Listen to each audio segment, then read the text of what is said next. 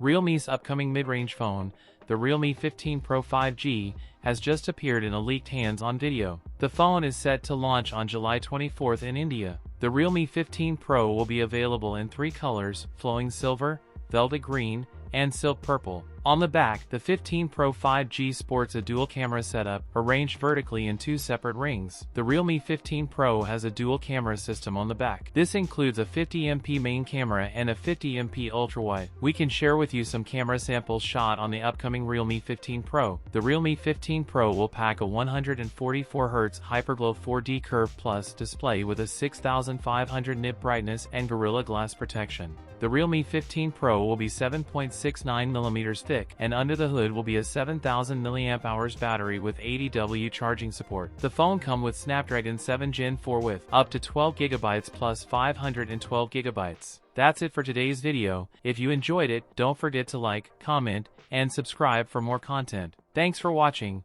and I'll see you in the next one.